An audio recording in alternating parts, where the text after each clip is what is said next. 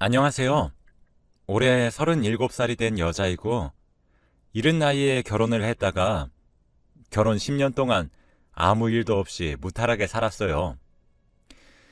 얼마 전 남편의 충격적인 배신으로 이혼을 하게 되었답니다. 저는 20대에 결혼을 했고, 당시에는 주위 사람들 중에 한 명도 결혼을 했던 사람이 없어서 많이 망설였지만, 그때 남자친구가 저에게 정말 헌신적이었기 때문에 결혼을 확신할 수 있었죠. 정말 어느 정도였냐면 데이트를 할 때마다 장미꽃 한 송이씩 사와서 저에게 준 것은 기본이었고요. 제가 조금 덜렁거리는 성격이라 음식을 먹으면 많이 흘리고 옷에 묻히면서 먹어요. 이런 저의 어린아이 같은 모습도 마냥 귀여워해주면서 오로지 저를 위해 그 사람의 가방 속에는 항상 물티슈와 휴지가 있었답니다. 제가 뭘 흘리면 으휴, 우리 유진이 또 올렸어? 라며 가방 속에서 티슈를 꺼내서 닦아주는 아빠 같은 남자였죠.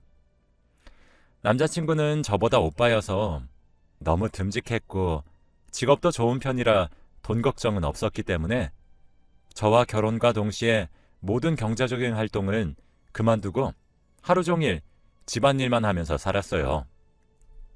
시부모님도 정말 좋으신 분이신데 제가 어릴 때 결혼을 해서 할 수 있는 요리가 하나도 없었어요. 정말 과일도 못 깎았는데 그저 괜찮다고 우리 집안에 저 같은 며느리가 들어온 것만이라도 감사해야 한다면서 어머니께서 다 깎아주셨답니다. 지금은 결혼 생활을 오래 했다 보니 다 할 수는 있지만 그때는 아무것도 할 수 없는 아기 같았죠. 아무튼 결혼을 하고 사람들은 남편이 바뀔 거라고 했는데 남편은 오히려 저에게 더 잘해주었고 하루 종일 붙어 있을 수 있다며 좋아했습니다. 집에서 혼자 있을 제가 너무 외로워 보인다며 제가 해달라는 것은 다 해줬고 항상 퇴근길에 꽃집에서 장미꽃 한 송이를 사오는 세상에서 가장 멋진 남편이었죠.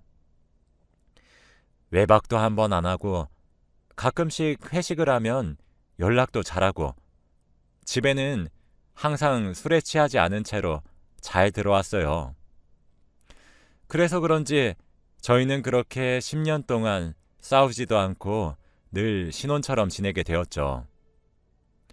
제 친구들은 이제 나이가 좀 있으니까 하나둘씩 결혼을 하는데 다들 저희 남편을 보고 어떻게 연애 때보다 더 저를 사랑해 주냐면서 자기 남편은 너무 변했다고 이혼하고 싶다고까지 하더군요. 전 모든 남편이 전부 다 저희 남편처럼 초심을 잃지 않은 채 아내에게 잘해주는 줄 알았는데 그게 아니었던 것이었죠. 저는 항상 친구들 모임을 가면 부러움을 받는 사람이었습니다. 최근 들어 남편은 골프라는 취미 생활을 얻었고 처음에는 같이 몇 번 다니다가 제 적성에는 맞지 않는 것 같아 남편은 혼자 다니게 되었죠. 그런데 남편은 골프 때문에 생전 한 번도 해보지 않은 외박도 잦아지고 연락도 잘 되지 않았어요. 남편 말로는 골프하느라 바빠서 그랬다고 미안하다고 하지만 술을 먹으면서도 연락을 잘했던 남자인데 10년 만에 사람이 이렇게 한순간에 바뀔 수 있나요? 그치만 처음에는 남편을 의심하지 않으려고 했답니다. 그런데 제가 말하지 않아도 항상 꽃을 사오던 남편이 이제는 꽃도 사오지 않는 거예요. 그래서 내심 섭섭하다고 내색을 하니까 이제 꽃도 많이 받아봤으니까 질리잖아 라고 하는 게 아니겠어요. 무려 10년을 넘게 받았었는데 저는 단 한순간도 질려했던 적이 없었습니다. 그런데 카드 회사에서 날아온 명세서에는 꽃집에서 결제를 했던 흔적이 있었죠. 분명 저 말고 다른 여자에게 꽃을 사주는 게 분명했습니다. 그때까지는 아직 확실한 증거도 없고 남편을 믿었기 때문에 평소와 다름없이 집안일을 하고 있었죠. 그런데 그때 제 휴대전화로 문자 한 통이 왔고 문자의 내용은 충격적이었습니다. 남편이 저에게 보낸 것이었는데, 여보, 나 좋아하는 사람 생겼어.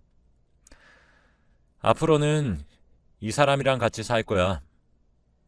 우리 이혼하자. 라고 왔어요. 오늘 아침에도 웃으면서 회사 잘 갔다 오겠다고 했던 남편이 이런 문자를 갑작스럽게 보낸 겁니다. 그런데 1분 뒤 사진 한 장이 더 왔는데 바로 다른 여자와 입을 맞추고 있는 남편의 모습이었습니다. 저는 문자만 왔을 때는 잘못 보낸 줄 알고 무시하려고 했지만 사진까지 왔을 때는 정말 당황스럽더라고요. 정말 이 사진이 합성이 아니고 사실이라면 남편은 저를 두고 다른 여자를 만나고 있는 거잖아요.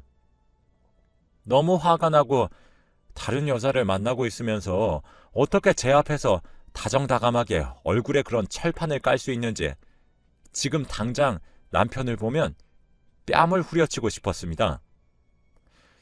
저는 그 뒤로 앞으로 어떻게 해야 할지 생각에 잠겼고 결국 남편과 이혼을 하기로 결심했습니다. 저희 사이에는 사실 아이도 없었고 둘이서만 살고 있었기 때문에 이혼은 쉽게 할 수 있을 것 같았거든요. 그렇게 남편이 퇴근을 하고 집으로 돌아왔습니다. 평소 같으면 항상 식탁에 저녁 밥상을 차려놓고 웃으면서 반기는 제가 그날따라 밥도 차리지 않고 남편이 와도 현관으로 나오지 않으니 저를 이상하게 생각했나 봅니다. 여보, 오늘 무슨 일 있었어? 라고 하더라고요. 그 문자를 저에게 대놓고 보내놓고는 그런 말을 한다니 아예 대놓고 모른 척을 하면서 당당하게 그 여자를 만나려고 하나 보다 싶었습니다. 그래서 저는 뭐? 그게 지금 할 말이야?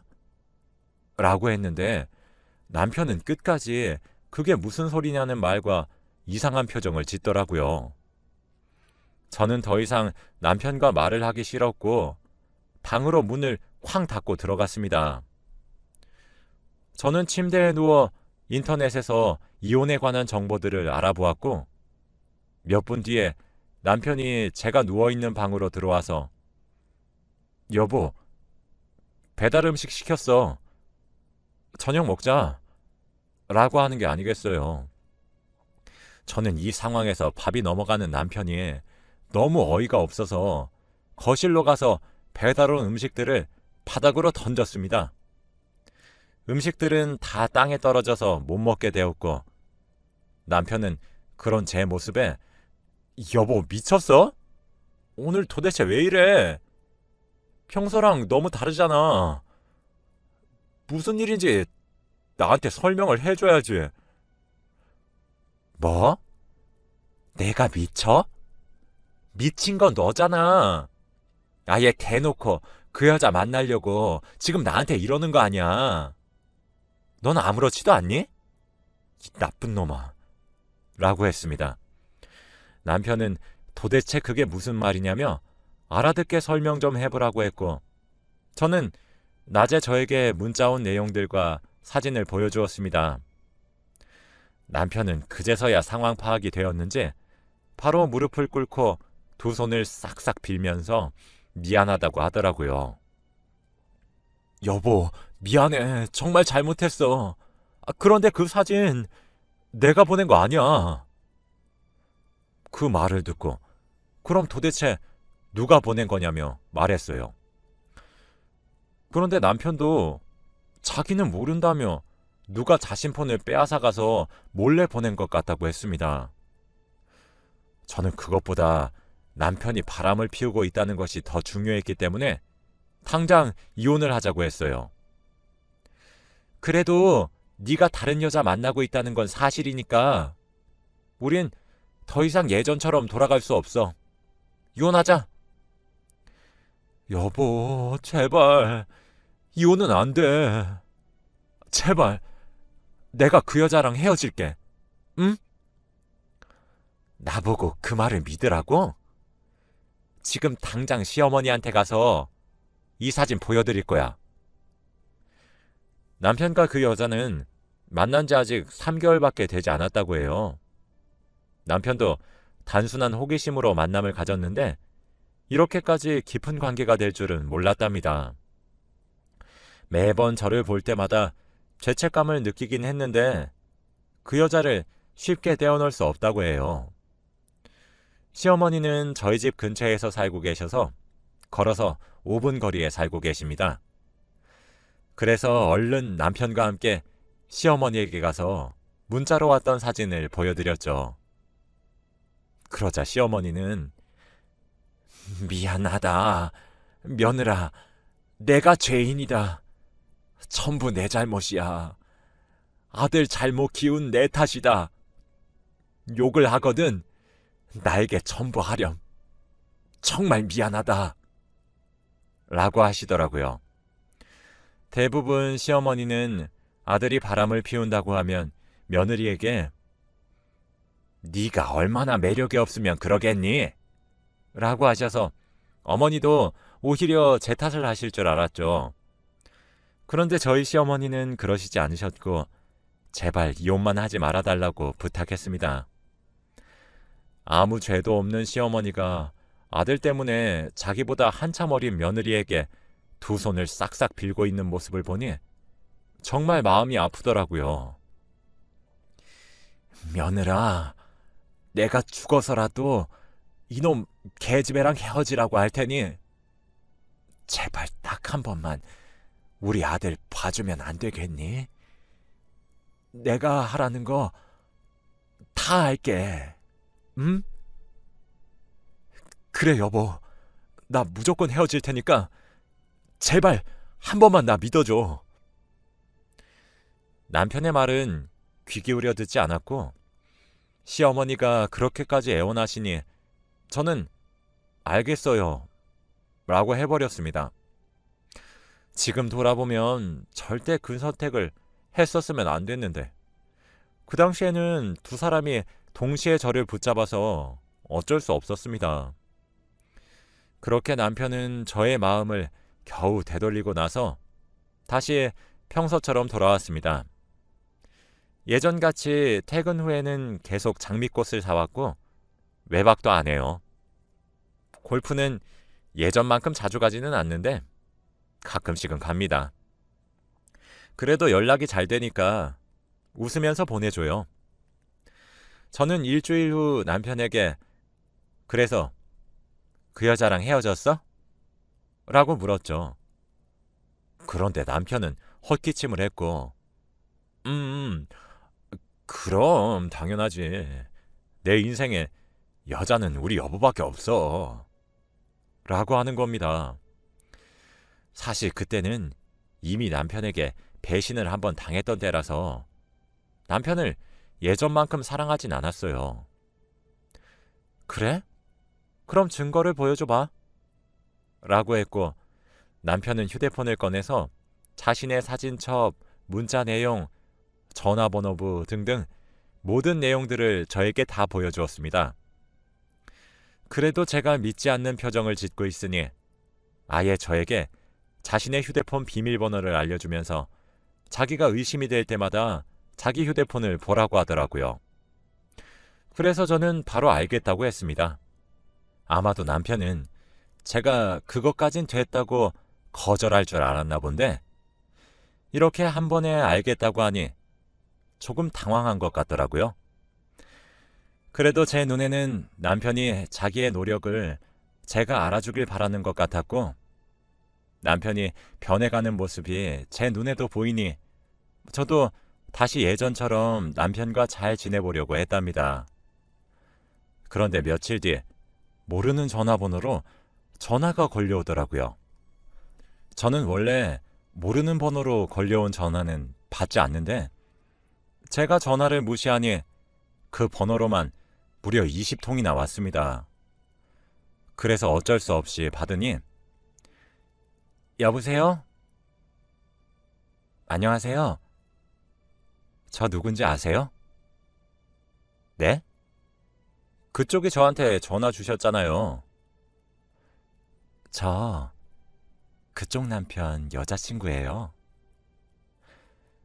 그 전화는 사진 속에 있던 상간녀였습니다. 그 사람은 당당하게 저에게 전화까지 걸었고, 그때 그 문자랑 사진 제가 보낸 거예요. 라고 하는 겁니다. 오빠가 많이 취했어서 제가 그쪽한테 보냈어요. 근데요? 근데요라뇨. 제가 지금 당신 남편이 만나는 여자라고 하는데 놀라지도 않으시네요? 근데 지금은 헤어졌다고 했는데요? 네? 무슨 소리세요? 오빠 지금 저희 집에서 씻고 있는데. 저는 정말 어이가 없었죠. 남편은 골프를 하러 간다고 했는데 헤어졌다는 그 여자 집에서 샤워를 하고 있었습니다. 그러면 지금까지 저에게 골프를 하러 갔다고 했던 건 다 거짓말이었던 것이죠. 그 여자는 전화를 툭 끊었고 남편은 그날 저에게 말도 없이 외박을 했습니다. 도저히 참을 수 없는 분노에 다음날 해가 뜨자마자 그 여자에게 상간녀 소송을 걸었어요. 당연히 변호사도 선임했고 사진과 문자 그리고 통화 내용까지 다 증거물이 있었기 때문에 쉽게 소송을 진행할 수 있었죠. 소송을 하면서 그 여자의 얼굴을 보았는데 그 여자는 20대고 얼굴도 정말 예뻤고 몸매도 정말 좋더라고요. 30대 후반인 저는 조금 자존심이 상했습니다. 아무튼 저는 그 여자에게 위자료를 굉장히 많이 청구했는데도 그 여자는 아무 말 하지 않고 순순히 위자료를 지불하겠다고 하더라고요. 무려 2천만 원이나 됐는데 말입니다. 그리고 남편과 이혼을 하면 그 여자와 둘이서 행복하게 잘 살 것 같아서 이혼을 미루고 있었어요. 이혼을 하지 않으면 법적으로 남편의 보호자가 제가 되기 때문에 그 여자는 사람들 앞에서 당당해질 수 없게 되거든요. 아무튼 2천만 원을 상간녀에게 청구했는데 다음날 바로 돈을 입금하는 게 아니겠어요. 저는 그것을 보고 법이 무섭긴 무서웠나 보네 하며 비웃었습니다. 남편은 소송이 끝나니 저에게 그 여자와 정말로 헤어졌다고 말했습니다. 그치만 돈도 없는 여자가 어떻게 그렇게 큰 액수의 돈을 한 번에 보낼 수 있었는지 조금 찝찝해서 남편이 저번에 알려준 자신의 휴대폰 비밀번호로 열고 내용을 뒤졌습니다. 그런데 아무런 증거는 없었고 남편은 정말로 그 여자와 헤어진 것 같더라고요. 남편의 휴대폰에 저장된 그 여자의 전화번호와 사진들이 모두 삭제되어 있길래 저는 드디어 남편이 변했구나 싶어 마지막으로 문자 메시지를 확인해 보았더니 역시 없더라고요. 그런데 제일 밑으로 내려서 보니 저장도 되어 있지 않은 번호랑 문자를 나누었는데 그 내용을 보고 정말 충격을 받았습니다. 남편이 문자를 나눈 사람은 상간녀였고 이름이 저장되어 있으면 제가 의심할까봐 전화번호를 저장도 하지 않은 채 문자를 나누었더라고요. 그런데 더 충격적인 것은 상간녀가 저에게 2천만 원을 보내주기 전날 남편이 그 여자에게 2천만 원을 이체한 내용의 문자가 있었어요. 알고 보니 상간녀가 준 위자료는 저희 남편이 보내준 것이었죠. 저는 너무 화가 났고 어떻게든 그들에게 복수를 하고 싶었습니다. 제가 계속 남편이 잘 못해도 봐주니까 이제는 저를 너무 만만하게 보는 것 같더라고요. 그래서 꼭 그들에게 잔인한 복수를 하겠다고 다짐했고 우선은 남편에게 그 사실을 아는 것을 모른 척했습니다. 흥신소에 연락을 해서 남편과 상간녀의 뒷조사를 해달라고 요청했고 결국 남편이 상간녀에게 보내준 그 2천만 원이 어디서 나왔는지 알게 되었습니다. 남편의 월급으로는 절대 2천만 원을 한 번에 만들지 못하거든요. 월급이 들어오면 바로 제 통장으로 들어오기 때문에 확인할 수 있었죠. 그런데 알고 보니 저희 집을 담보로 대출까지 받아서 그 여자의 위자료를 내준 것이었습니다. 저는 그렇게까지 그 여자에게 헌신하는 남편이 도저히 이해가 되지 않았고 저와의 10년 동안의 관계를 짓밟는 남편이 너무 미웠어요. 그리고 흥신소 사람들이 말하기를 남편의 상간녀의 직업은 고등학교 국어 교사라고 합니다. 그러면 나름 옳고 그름을 판별할 수 있는 사람일 텐데 이렇게 불륜을 저지르다니요. 저는 꼭 그 여자에게 복수를 하기 위해 우선 교육청에 전화를 했고 문의를 드렸습니다. 그런데 불륜은 불법이라 사진과 통화 내역 그리고 문자 내용을 동봉해서 신고를 하면 그 여자를 파직시킬 수 있다고 하더군요.